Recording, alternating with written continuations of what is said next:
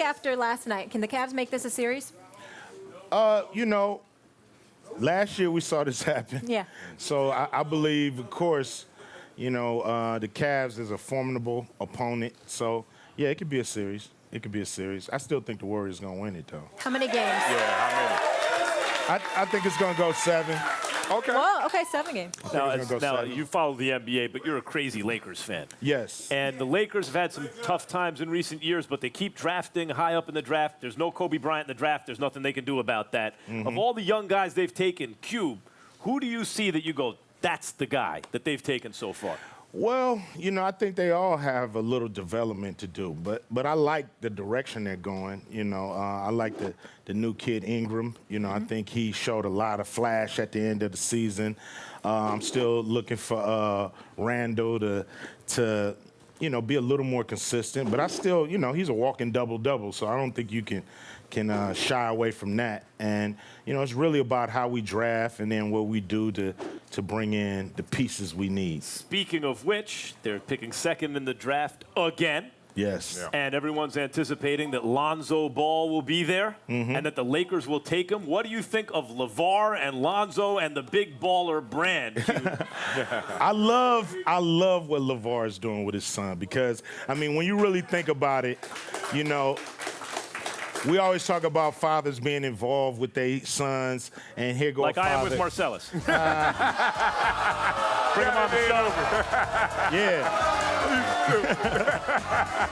Bring your son to work then. So, Body blow, body blow. so I love what LaVar is doing, you know, to promote his son, to push it, you know, and as a matter of fact, he's done a great job because that's the only kid I know coming out of college is Lonzo Ball. Now, Q, talk a little deeper about that because you're in the same situation, obviously, with your tremendous success. But now your son, O'Shea Jr., we saw him in straight out of Compton. Now he has more roles going forward. But you didn't take that approach, it didn't seem like, to the public side. Can you talk about LaVar's approach and maybe to the critics who criticize him about his style? Well, I mean, you know, teach his own. When you got your son, you do what you feel is best.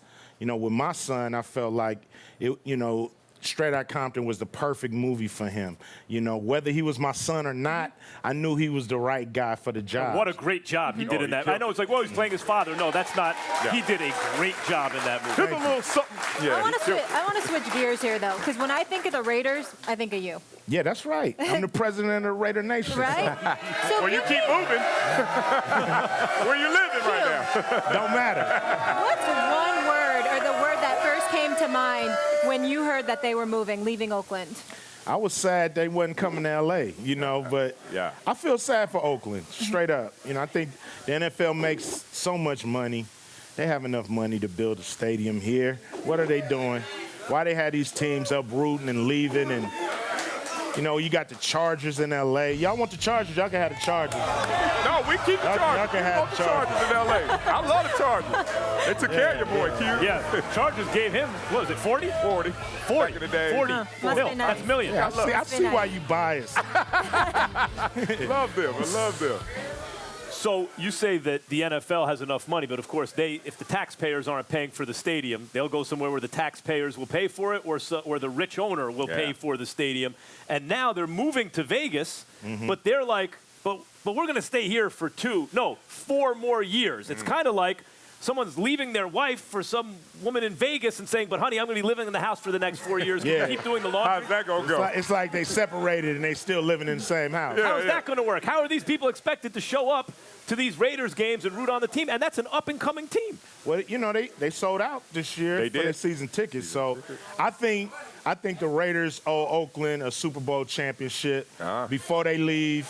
So that's why I think to help people are going to justify support. it. When he says something like that, that's an applause line. What's the matter with you? They tapped out. Hey, Q, let's talk about your big three. And the league is forming, obviously. They start this summer on a tour of all the major arenas. Talk about the big three, because when I first heard about it, I said, hold on. We're about to watch some players who can't play anymore play again. What's going to be the attraction? But it seems like a lot of people are in support of it. Yeah, you know, the thing about it, people think just because you're not in the NBA, you can't play basketball anymore. And these guys can still play. They just can't play 82 games. They can't play those back-to-backs, 3 games in 4 nights and all that kind of stuff. So what we did was eliminate the wear and tear, making it half-court 3-on-3 basketball, which we all grew up playing. So it's nothing new. And to see them half-court in this setting and to see them, flash and shine like they was when they was in the NBA, I think people are going to be pleasantly surprised.